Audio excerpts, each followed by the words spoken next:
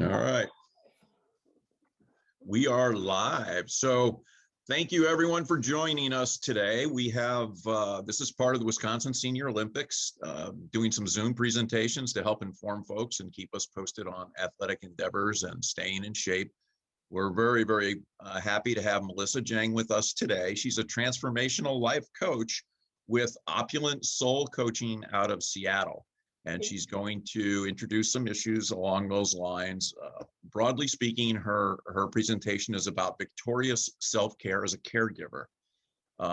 There's 4 P's, which I like the alliterative value there that she likes to insert into her talk, which includes perspective, privilege, purpose, and passion. She'll be touching on what is a family caregiver, some of the struggles you may face, what to do in the sense of burnout, what is self-care, what are the 7 pillars of self-care, any obstacles, and then how you may move through your blocks. She's an expert on this, and for those of us who are in somewhat of the aging, staying in shape athletic endeavors, we may be facing similar issues. We felt this would be great value to people who are in participating in the Senior Olympics. So we'd like to welcome her. A few ground rules just to start. This is being recorded, so it will be, you can see it later as well and play it and post it on your Facebook page or your LinkedIn profile for those of you sitting in with us and who have been through this before. Questions and answers, if you scroll down to the bottom of your toolbar, you'll see Q&A, participants, polls, chat. Just click on the Q&A and type in a question. I will get those and raise those to Melissa as we move along. And some I may say for the end, some we may work into the dialogue as she goes through her presentation. So with that, let's get started. And Melissa, go ahead and give us your self-care, victorious self-care presentation. Thank you. Victorious self-care. Thank you so much for that introduction, and I feel so honored to be with you guys today. I know when I was talking with Yvonne, I kept telling her how excited I was, and I was just talking and just saying that I didn't even know there was a Senior Olympics. So you know, it is very, very exciting. And one of my passions really is caregivers. Because as caregivers, you know, we are put in that position where we are responsible for another adult. And oftentimes, also, we can be responsible for kids too. For the purposes of this particular talk, we're really looking at being responsible for an adult, you know, an adult who has some type of mental or physical or emotional type issues, which we need to take care of them. So what I really want to start out with today is what is caregiving? You know, we all have an idea, and some of us are caregivers, some of us may not be caregivers, and some of us may become caregivers in the future. And so it's really important to kind of think of what is caregiving. And what we really talk about when we talk about family caregiving is really those individuals who step up, whether they're relatives or friends, those individuals who step up and they take, again, responsibility for an adult. Now, in America at this time, and this is kind of a stunning fact that I found out, is that there are right now, hold your breath for this one, there are 53.8 million family caregivers in America alone. Okay, and 41.3 million of those are caring for adults that are 50 or older.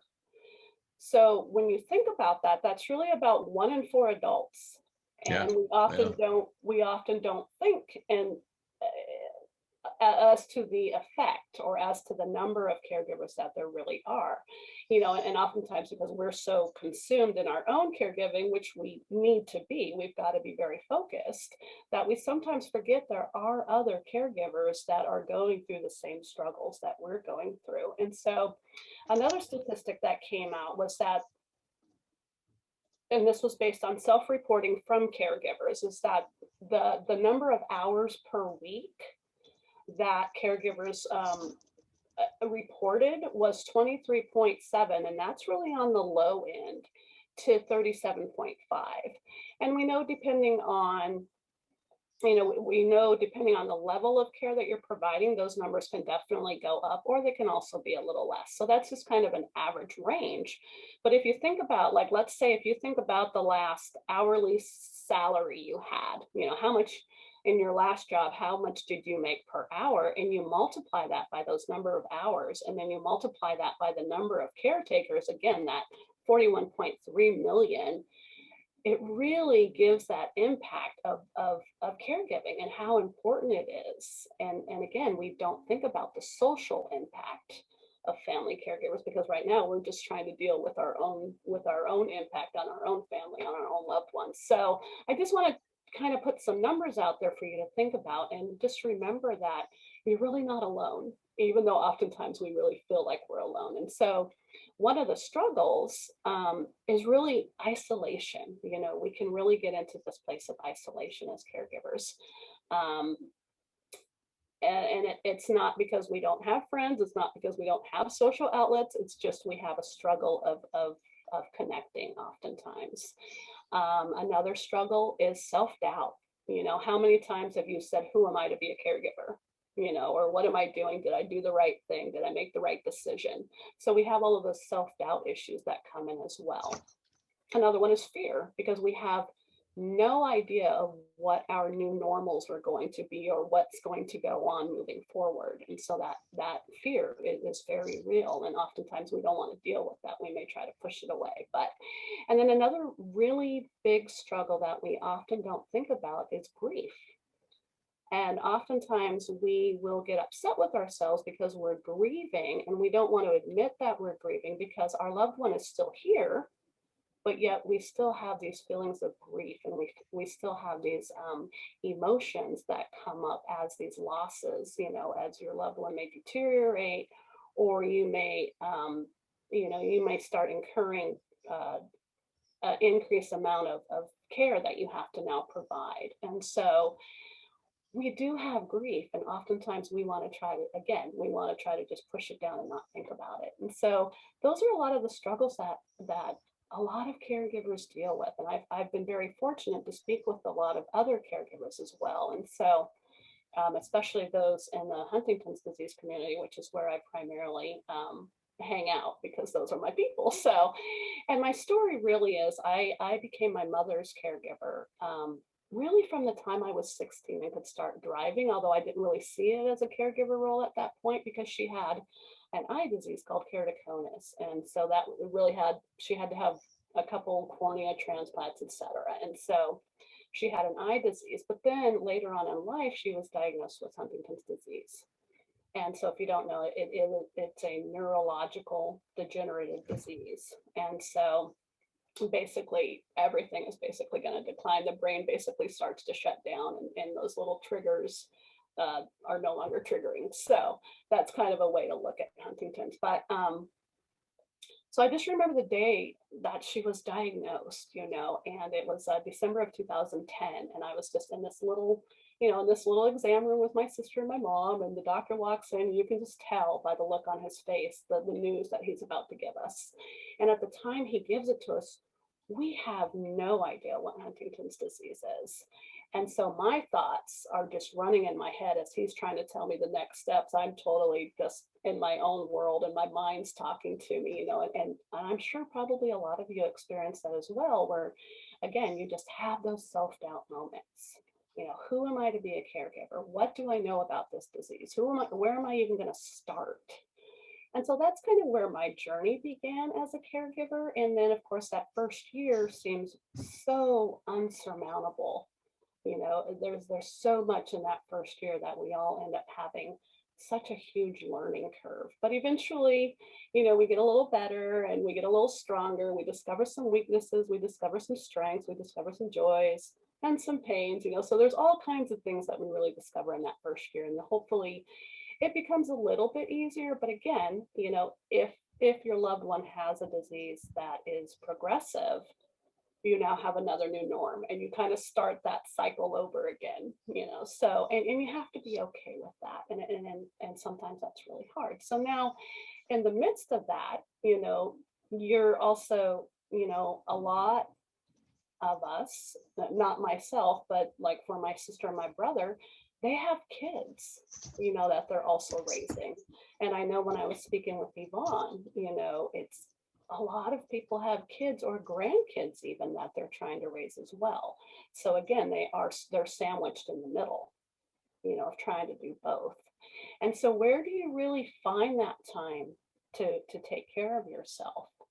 Where do you pull that time from? So we're going to look at that in just a little bit. But another reason that you really do want to start developing a self-care plan is to avoid caregiver burnout.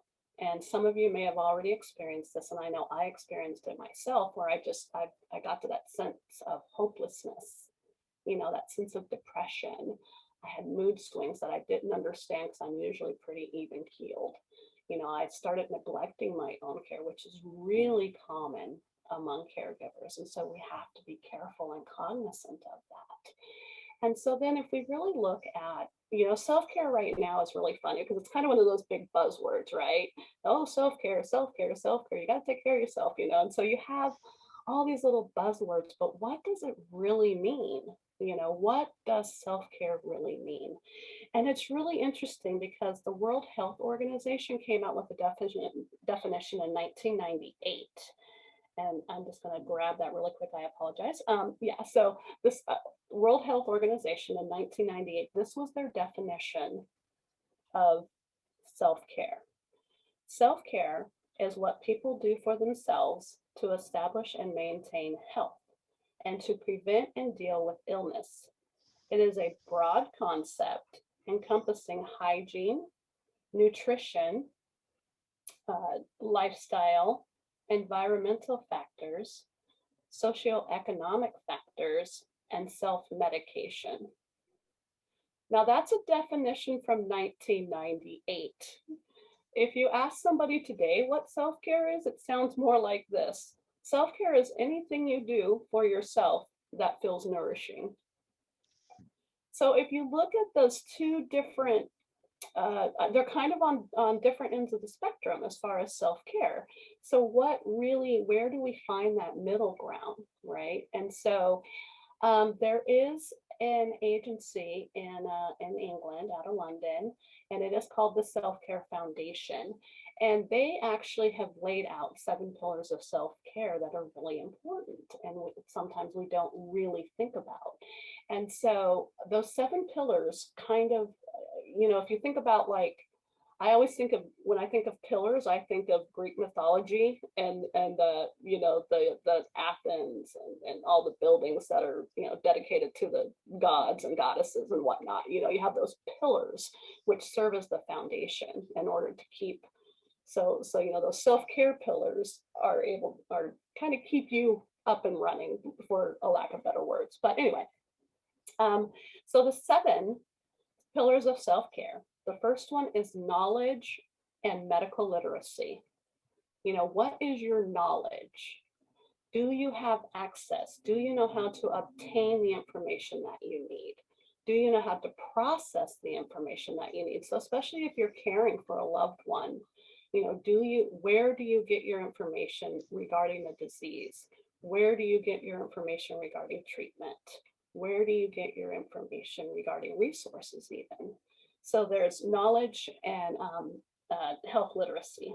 Pillar number 2 is mental well-being, and so we know a lot about mental well-being, but whether we really pay attention to it or not is sometimes questionable. But really, are you able to realize your own potential? Are you in a space where you can realize your own potential? Are you able to cope with stress in a manageable way or in a positive manner? So that's part of the mental well-being. Pillar number 3 is physical activity, which I'm not going to talk about too much right here because we're going to get to that a little bit later. And obviously, if you guys are part of this program, you know a lot about physical activity and the importance of it. So number 4 is healthy eating, which I know there was a webinar because I did go in and watch it. And there was some really wonderful information in that webinar. So thank you for that. So I'm not going to stress that too much either. But risk avoidance is number 5. So risk avoidance are those things like, paying attention to your intake for alcohol. If you're a smoker, are you trying to quit, or have you quit, etc. All those things that are risky behavior. But I found something that was really interesting too was, they include using sunscreen in that category. That's So great. I wasn't quite, I mean, I don't know if it really felt right in that category for me, but that's where they put it. So sunscreen also, in order That's to avoid interesting. the risky behavior of praising the sun. So Long, um, long-term health protection. exactly. And then there was good hygiene. And so, of course, good hygiene right now with COVID, we all know how to wash our hands properly, wash them for 20 seconds, use your gel, yada, yada, yada. I personally am in the medical field, and so I'm kind of tired of talking about all that. But anyway, it's still very important. But they also talk about oral health.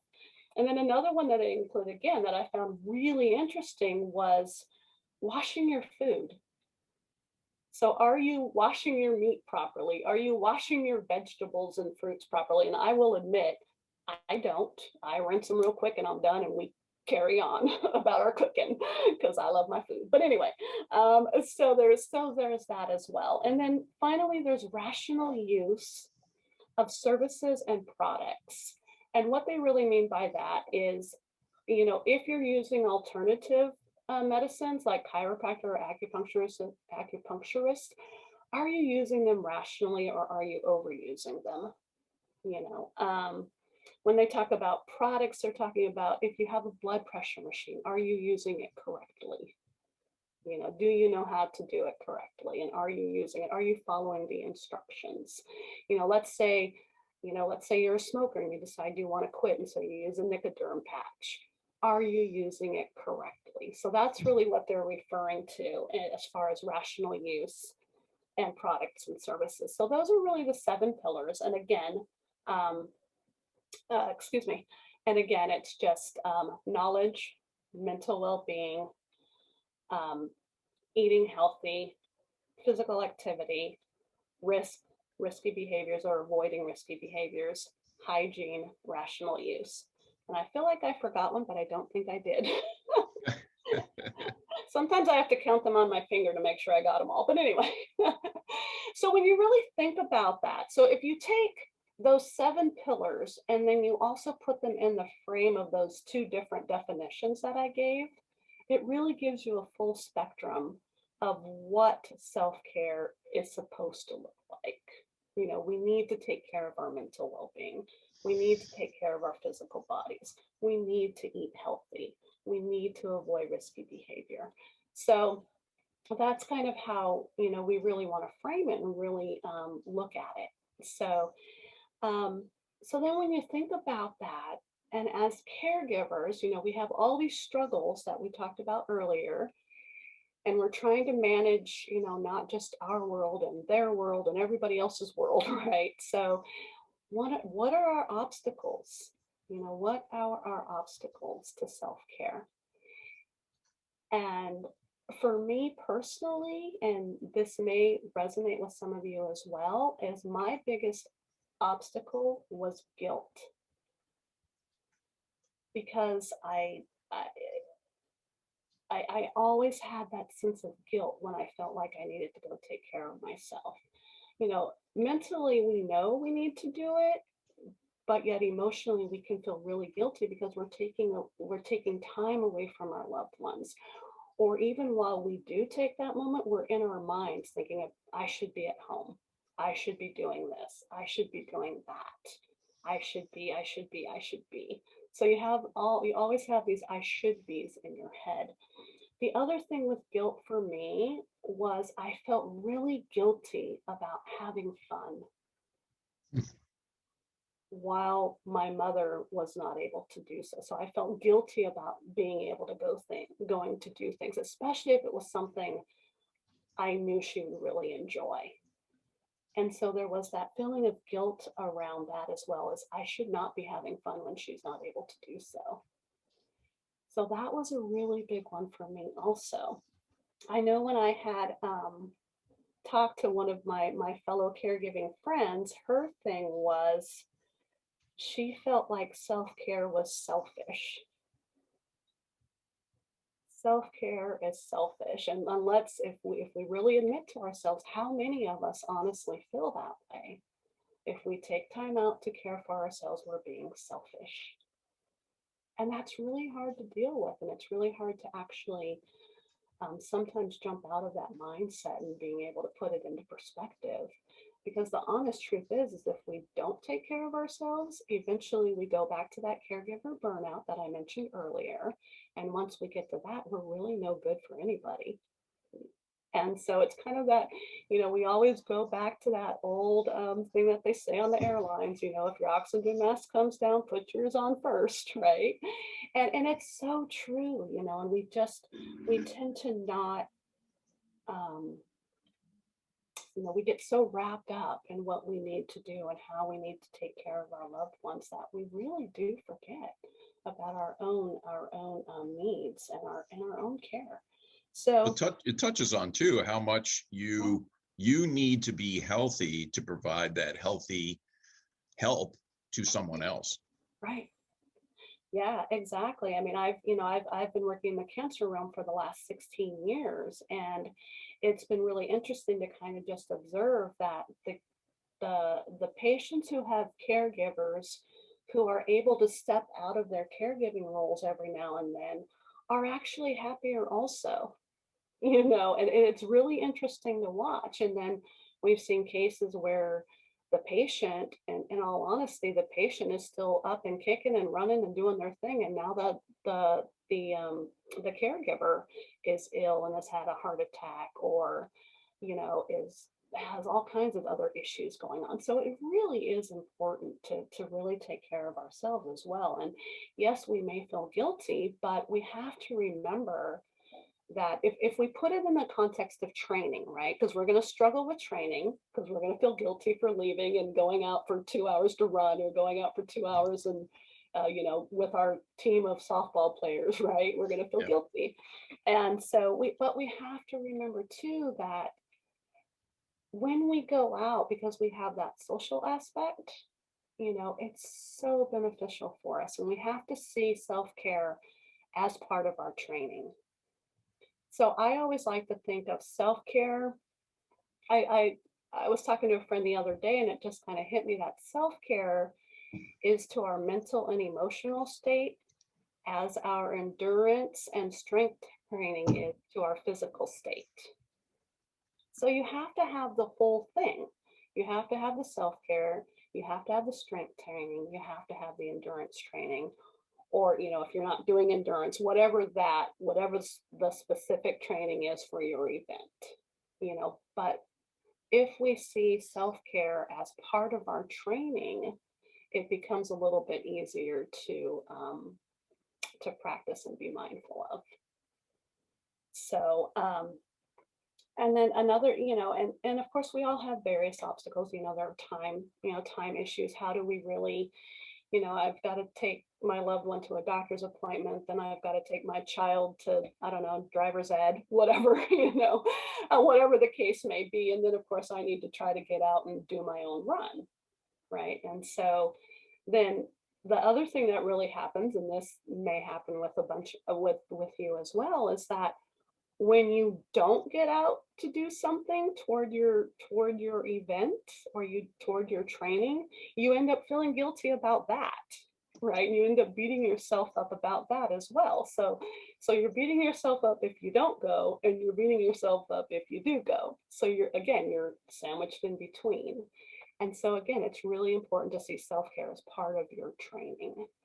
And as far as for time, when we have issues with time, my biggest thing is, what can I do at home? What can I do at home to improve my performance?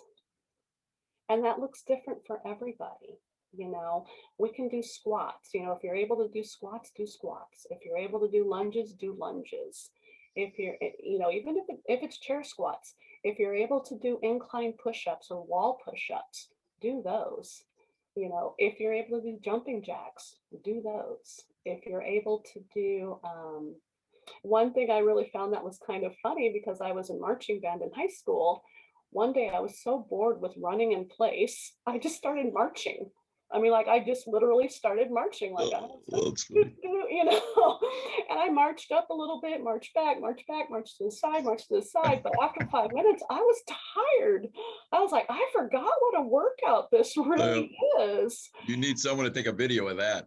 Right, I know. Melissa marching. Now all I need is my clarinet, would be set, but I don't know if I can play it anymore. But anyway, but and so even something silly like that, Oh, or if you really can't get out and you need endurance, dance. If you like dancing, dancing is great oh, for endurance. absolutely.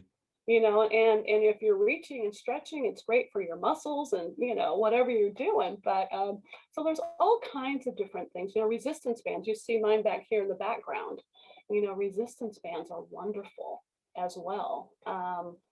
There's obviously the exercise balls, the physio balls. Those are great too. Those are wonderful to stretch on and are really great, especially if you have back issues. Those are wonderful for stretching. So there's all kinds of things that we can do at home too, but we have to keep it in our mind of what can I do at home to improve my performance.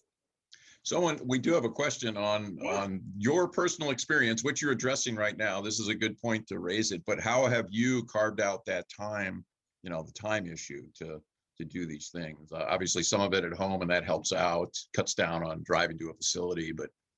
Right.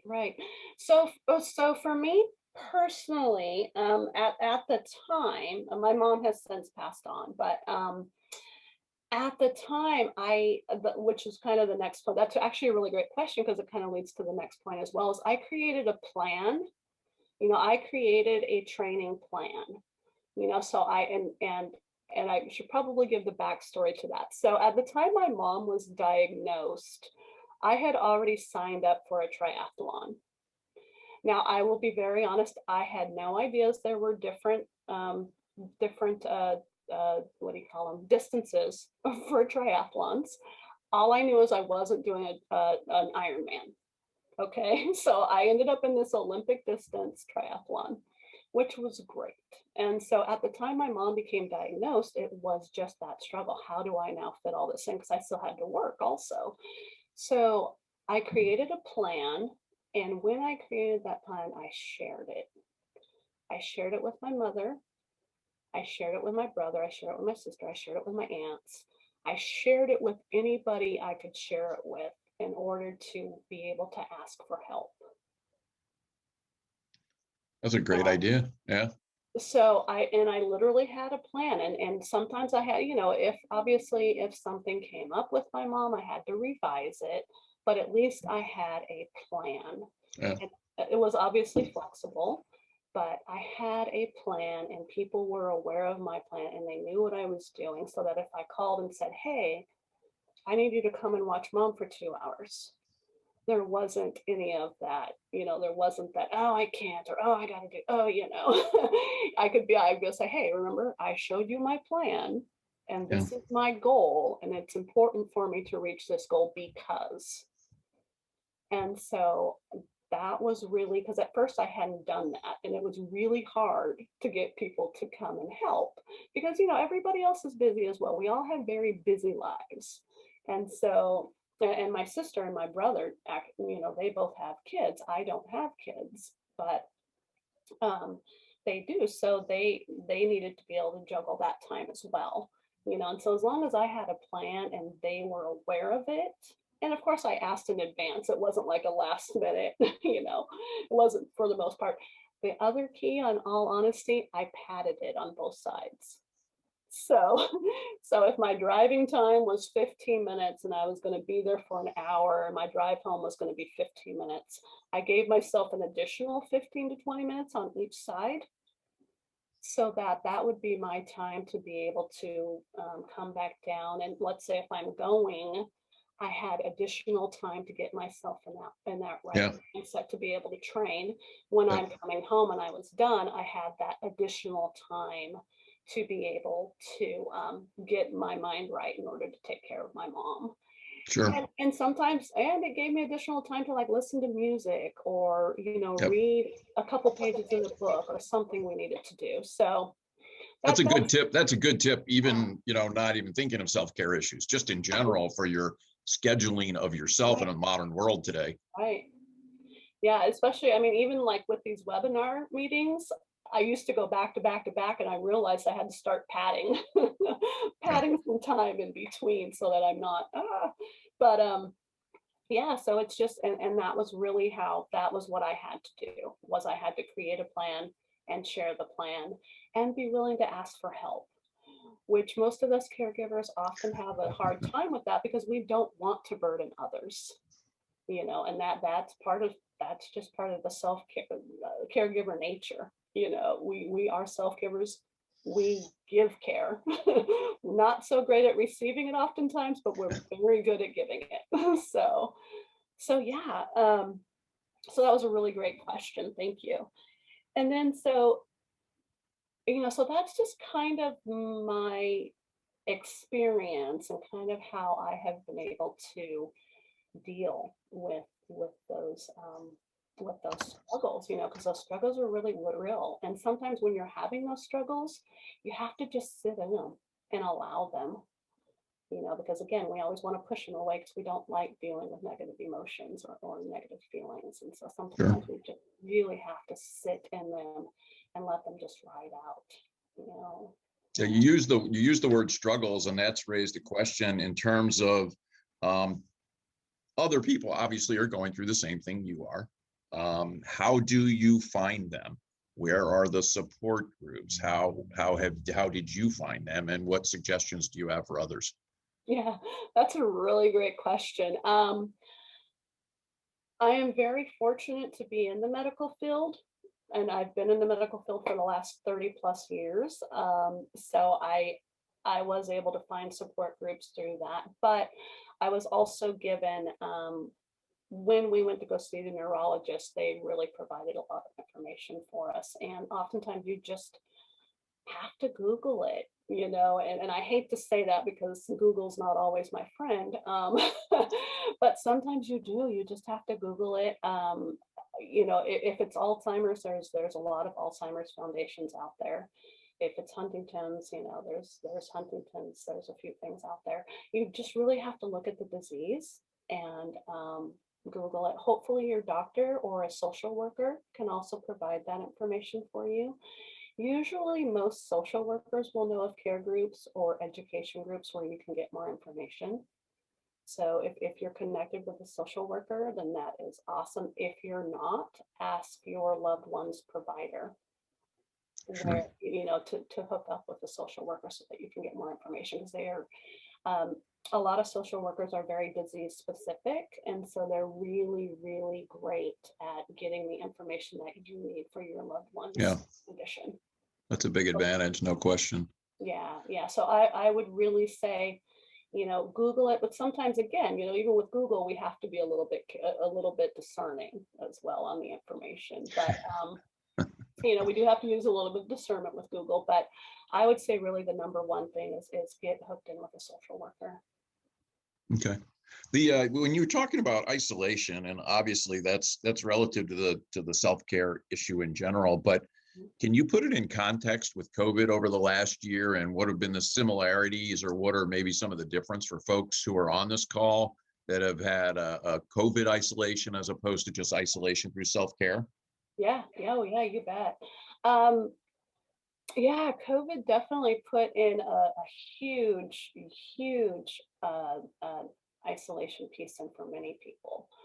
Um, you know, I I was speaking with one of my caregiving friends, and her husband was in a facility, and they, of course, were on lockdown, and she was on lockdown, and it was really difficult, really, really difficult. And I remember talking to her, and I remember her expressing that she didn't feel like she was doing what she was supposed to do, because she wasn't able to. And so you had to kind of keep reminding her, well, you're not able to right now, but what can you do? What can you do? Are you able to connect with them on on some type of technological device. I know a lot of the nursing homes and a lot of the care facilities were able to start getting Zoom and other FaceTime and stuff like that, so that you could connect with your loved ones. But it really, there was definitely an increase of depression around isolation, both for caregivers and the person and the patient that was being cared for. We saw this a lot too in our facility, because oftentimes the patients now had to come by themselves, and that was really hard. And so the loved one or the caretaker would end up just sitting in the car. Oftentimes they'd drive them, and then they would end up sitting in the car. And I can't, and to be honest with you, if I had to take care of my mom now, I don't know how I would have got through that. I mean, my heart just hurts for everybody who has had to deal with that, because that is rough. Caretaking alone is already hard enough, and now you can't even be close to your loved one to see how they're really doing, because you really need to have an eye on them to really be able to tell how they're really doing. Are they declining? Are they doing better? What's going on? And without really having that visual on them, that visual face to face on them, it's really hard. And a lot of it too is it's hard to be an advocate for your loved one, which is a big role of a lot of caregivers, is where they're advocates. We know them best. And so when we don't, that isolation, and your loved one's in a facility and you're at home, you can't visit, it is, I can't imagine how tough that has been. My cousin has had to deal with it, and so I've talked to her a lot also. And again, she just said, I just feel like I don't have a firm grasp on what's really going on. Yeah. Yeah, I don't know if that actually answered your question. Well, there's also you're talking a lot on the depression angle. I've seen a lot of anger. I mean, I just see, stunned at how much anger, and it's beyond that. There's other things I think going on in society, in the world, in our country, et cetera. So what about the anger side and coping techniques with your personal anger, perhaps, or you're dealing, whatever, you're going into a facility, for example, you're dealing with your mom who's declining, and that person working with her is angry at your mother, and you have to, what are some coping techniques there that you found helpful? Well, yeah. and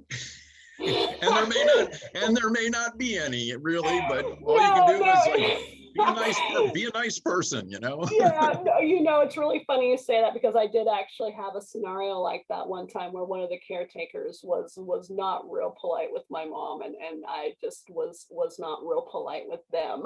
It's the natural reaction, is to you get angry yourself, and how do you then contain your own personal anger? Right. And for me, so in that particular situation, I really had to pull myself back.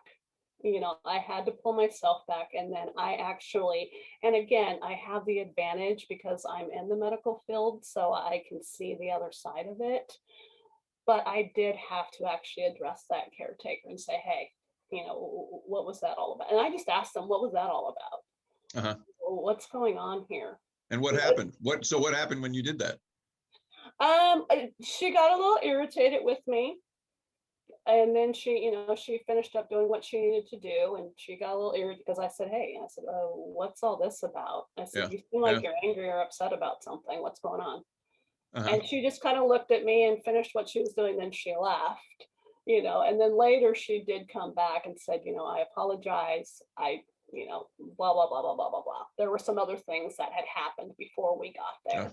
With a previous patient, and so she was still kind of reeling from that, and so I said, well, okay, and I said, oh, okay, I said, well, I can understand that. I said, but I hope you can also understand my frustration. I said, because she's my mom, and I don't even treat her like that. So, I'll be damned if I let you treat her like that, but that's not how I put it. But So being open to actually being direct with someone and asking the question and saying, hey, and which gets into the whole issue. Usually in an anger situation, someone has something else going on that's led to the outburst. And you have to be able to assess if it's extreme anger, you obviously don't want to approach them. you know, because then they could become, you know, you could escalate it, and we don't want to do that. But it's having that ability too to say, you know what, I'm not quite sure where you're coming from today. Yeah. You know, but at least, you know, if you say something in at least a caring manner, you know, and again, that's where you have to draw yourself back and let yourself kind of come down Yeah. and address the Well, situation. it's tone of voice, and Tone of you know, voice, how you yeah. come across to someone else. And yeah. Yeah. But yeah, I mean, don't ever be afraid to just ask, you know, especially if it's somebody you've dealt with before. Like, you know, we tend to go back to the same doctor, you know, or Sure. especially if it's somebody you've dealt with before and you know that's not their normal manner, then you can kind of be like, hey, what's up, girl? You know, Yeah. what's going Sure. on with you today? You seem a little tense. What's going on? You know, but Yeah. if it's somebody you don't know, obviously you can say that same thing, but in a little in a little better manner. Sure. You know, but You know, don't be afraid to ask. you had spoken about the when you've got the deterioration stage, your loved one deteriorates. There's new phases they go through. It gets worse. It could get better as well, but when it goes worse, and you talked about restarting, how did you restart? What did you go through to recalibrate yourself and your emotional and mental state to, you know, to deal with the deterioration? Just you know, just being honest with yourself about what's going on. You know, not trying to deny it. Don't try to act like it's not happening. Okay. Just being really honest with yourself and recognizing that you now have a new norm. And just being really, really, you know, and again, that kind of goes into that grief stage also, you know, because now you've got this new norm, and this is now, you know, all these new norms are just, even though it's a new norm on this side, it's a loss on this side. Yeah. Because they are deteriorating. Sure. And so it's really being honest about what's going on. You cannot deny it. You have got to be honest, and you've got to sit in that, and you've got to say, this is my new norm. What's my next step? And when you don't have the answers, that's when you turn to somebody. You know, you turn to your friends, or you turn to, and it's okay to be angry, you know, because oftentimes we think it's not okay to be angry with these new norms. And it is okay to be angry, because it's scary. It's a scary deal. Yeah. You know? Well, and we're emotional creatures. I mean, it's just, I think we tend to forget that in the world. Oftentimes there is conflict. There are things don't go our way. We have to deal with obstacles, and you know, there's this whole culture out there about be your greatest person and follow your passion, and you can do anything and you can solve any problem. And it really hits up against a wall of reality, which, you know, we all face, and so that there are limits, and we have limits to our emotional capacities and everything else. And you know, but we're expected to, you know, I mean, your case with your mom, you know, still have a job, do whatever else in your life, plus take care of your mom, you know. Well, that runs up against the reality of time and your emotional capacities, et cetera. Yeah. And it didn't help. I mean, it did help, but it also sometimes didn't help that I was working with cancer patients. So, you know, I would be at work all day dealing with this. And if, you know, if we had a patient that got bad news, or we had a patient that was declining as well, and now I have to come home and my mom's declining. So it was kind of that being able to separate those two also. So that was one skill I really had to learn also, was being able to separate work from my caretaking. That's really hard. It is really hard. It is really hard. And again, you know, like, so again, when I was talking about making your plan and padding that time so that when on your way home, you have enough time to get back into that mental space that you need to be at when you're at home. Walk us through, so your mom has passed. Walk us through your phase as you went through that period and adjusted to the next phase of your life, both in terms of your career and, you know, your training and your athleticism. As far as after she passed or during that time? Yeah, no, after she's passed. So she's passed, and then there's an adjustment period. So you Yeah, now have yeah. to go, you're going through emotional things. You're going, you have time to work out, to get, get ready for a triathlon, whatever. So Right. speak to the physical aspects for our viewers, and then as well to how you had to adjust, your career, your personal, whatever. Yeah. So when my mom was initially diagnosed, I was actually in clinical management. And so when she was diagnosed, I stepped out of management because it was just too much. And I Okay. wasn't trying to, I was not trying to kill myself on both ends. It would have just been too much. So I stepped out of management. And then so when she actually passed, I was so embedded in my caregiving that it really took me about almost 2 years to really figure out what to do next. Huh? Yeah, Interesting. because I was a caregiver and Yeah. now I didn't have Yep. anybody to care for. What do I do now? Yeah. Yeah. So it really, and now mind you, it did free me up to go to the gym more often and do that. So I was doing that. I was still staying physically fit, and I was still trying to eat right, but I was also trying to fill my time with things I probably shouldn't have been trying to fill my time with. Because again, I'm a caregiver and I need to take care of somebody, and so it really took me a good year and a half to 2 years to get back to that state of, okay, I can move on, because even after they pass, you still have guilt because now you have the what ifs, or I should have done this. What if I had just done this? Or what if I had just made this decision? So you do it while they're still kicking and you do it when they're not. So you still have that whole mental, I like to call it mental gymnastics. You still have those mental gymnastics going on, and you just have to really learn to control them. But it definitely took. And so what I actually did, which was really funny, is I signed up for a marathon, which I have honestly believed all marathon runners are just out of their minds, because there's no reason to run 26.2 miles. But I signed up for it, and it was to raise funds for Huntington's disease. And so that really helped me to, again, because now I'm committed. So I had to, I'm very, part of what you can do also is hold true to your commitment. So you hold true to commitment to yourself as far as what you're trying to achieve, and you hold true to your commitment to your team. So if you're on a softball team, or you have a running group, or you have whatever, holding that commitment, and so I signed up for this, marathon, and that of course gave me a way out and something to do and kind of push past all of that.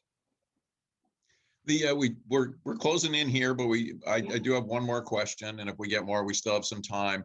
But someone has mentioned the Aging and Disability Resource Center. Are you familiar with the ADRC? Are you familiar with that as a resource? Yeah, if you could speak to that. We have one in Racine County here in Wisconsin, in southeast Wisconsin. If that what they provide. And yeah, I am familiar with them, but not enough to give that information. But okay. I would definitely look at their website. I know that's one that our social workers give out often. I get to work very closely with our social workers quite often, so I do know that is one that they give out. I personally have not been on it that much. I know of it. I don't know a lot about what they have on there. Okay. But there are some other resources as well that I had. There's just really there's a really good book called The Conscious Caregiver, and it's by Lisa Abbott. That's Abbit, and that is a really good book as far as being mindful in your caregiving and taking care of yourself, and being mindful with your own self-care. There's also the isfglobal.org, and that's where the 7 pillars comes from. Those 7 pillars of self-care that I talked about. And so you can go on there, and they kind of talk a little bit deeper about all 7 pillars. That's a really good resource. Okay. There are